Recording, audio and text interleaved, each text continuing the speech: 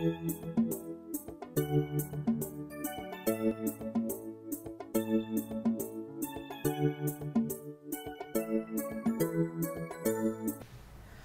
back, friends. This is Dr. Mlalo Lecturers.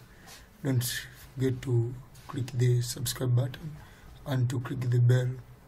Then put all for more updates. To join our Telegram group for discussions, just click show more in the description. Then if you scroll down, you'll see the links for the O-level and the A-level group.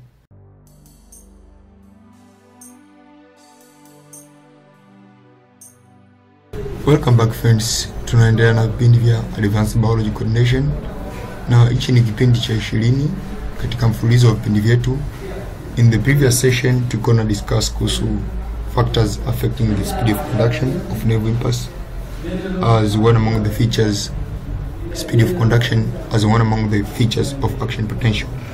In this period, we'll go to see about the refractory period as one among the property of action potential. Now, what is the refractory period?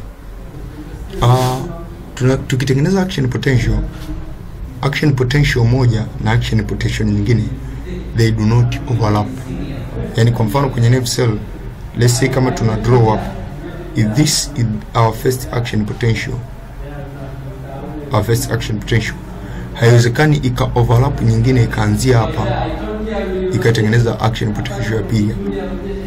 Kwa hiyo kinachokuwepo ni kwamba ikitengenezwa action potential moja kwenye nerve cell, let's say this is the first action potential, kuna muda fulani hapo unapita, then action potential ya pili inafanyaje?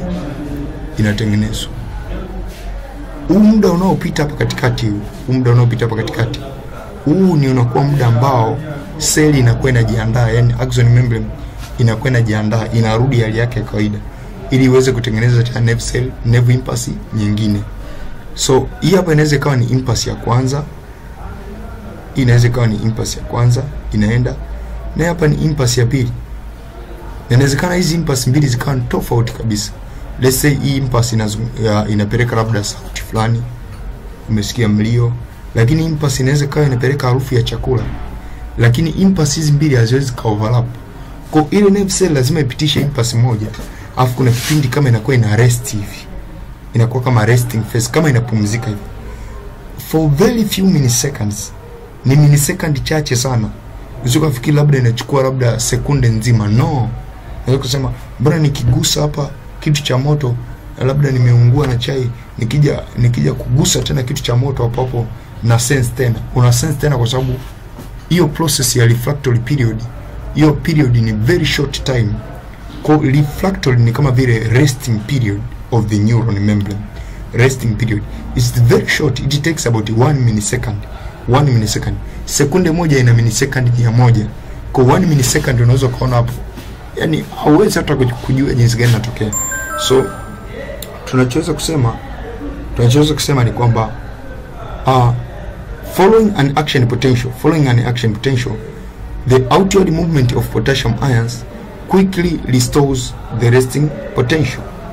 However, for about 1 millisecond after an action potential, the inward movement of sodium is prevented in that region of the neuron. Kwa muda wa 1 millisecond kwenye ile nafasi ambayo potassium zinakuwa zinatoka nje na ku restore resting potential, inward movement ya ions inakuwa inhibited.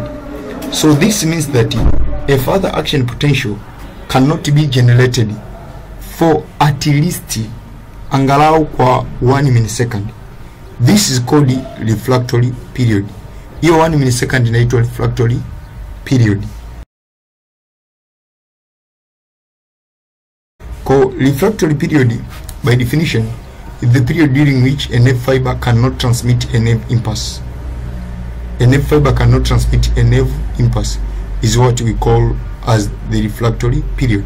Now we have two types, or we have two categories or portions. Anyway, yani vyote vile ukiambia types, ukiambia categories, ukiambia portion, lakini refractory period imejigawa katika vipande viwili. Ya kwanza ni absolute na ya pili nini? Ni relative. Kwenye absolute, nerve cell inakuwa haiwezi kutengeneza nerve impulse regardless of the intensity. So kwenye absolute refractory period is the period of time during which the axon membrane cannot respond to depolarization, by changing in the sodium conductor, even if the stimulus intensity is increased. Kwa hata kama stimulus yako hiyo very strong kwenye absolute maana ni completely refractory period, hapa nerve cell huwa haiwezi kurespond. It lasts for about 1 millisecond. Hiyo inachukua 1 millisecond. During this period, no new impulse can be propagated, however intense. Kwa hata kama stimulus yako hiyo intense vipi, no new impulse can be generated. Lakini kwenye relative, it is the period of time during which axon membrane can be stimulated to produce action potential by very strong stimulus.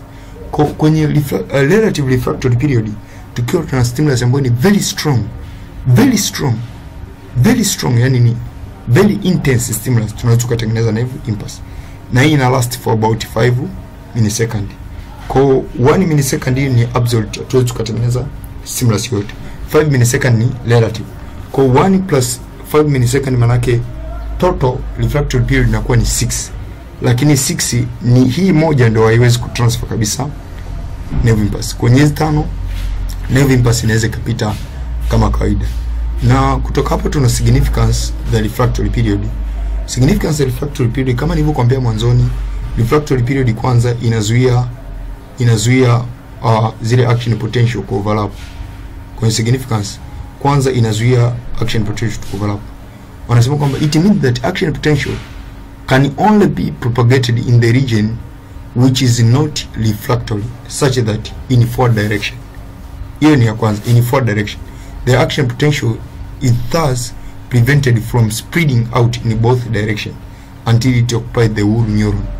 In other words, kwa lugha rahisi kabisa unasema kwamba it ensure the flow of impulse in one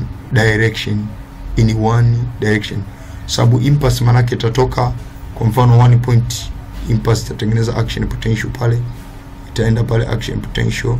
Hizo hapa anachora tu kama illustration, action potential. Kwa impulse kitoka huku itaenda that direction, haiwezi karudi tena hivi.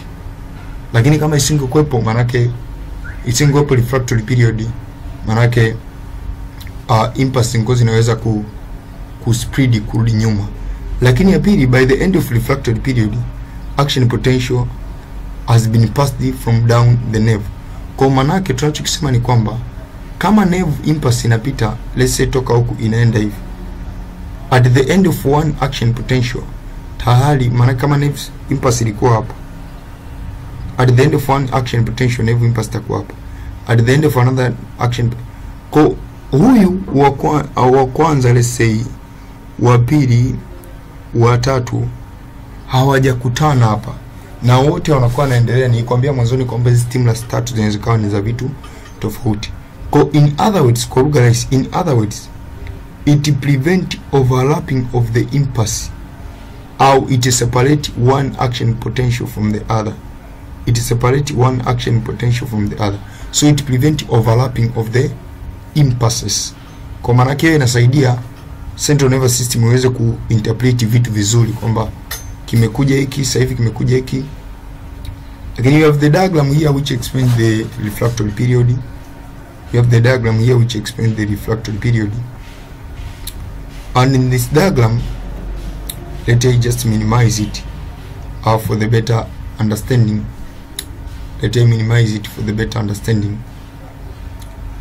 In this diagram, we have both relative and absolute refractory periods. So I want this diagram to be seen well.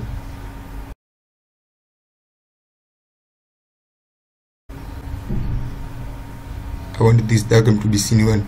But you can see in this diagram, below here we have the time axis. Below here we have the time axis. Then we have the neuron excitability at the vertical axis. So from there, as you can see, 1, 2, 3, 4, 5, 6, 7, 8, 9, 10, Kwa mfano hii hapa ni normal resting excitability, lakini tukiwa tuna stimulus, sasa ukujua hii graph imelebo, tukiwa tuna stimulus hapa ika-stimulate nerve cell hapa tuisema ni 1. Kiangalia huku chini kwenye axis hapa, horizontal axis, utaona ni 1. Kwa iki-stimulate hapa kwenye 1 hapa, kuanzia 1 hadi kwenye 2 hapa, hii 1 millisecond inakuwa ni absolute refractory period, absolute. Hapa hatuwezi kupitisha chochote, lakini from there kutoka hapa mpaka hapa it is relative refractory period. So total refractory period ni kuanzia absolute hadi relative. That's why tulisema refractory period na portion mbili, yani absolute pamoja na relative. Baada hapo nerve cell inarudi tena hapo kwenye resting potential.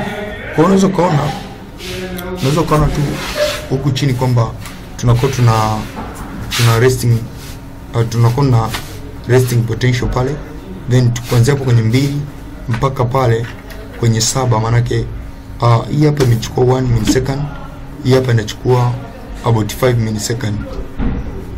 millisecond, then tunarudi kwenye normal resting potential.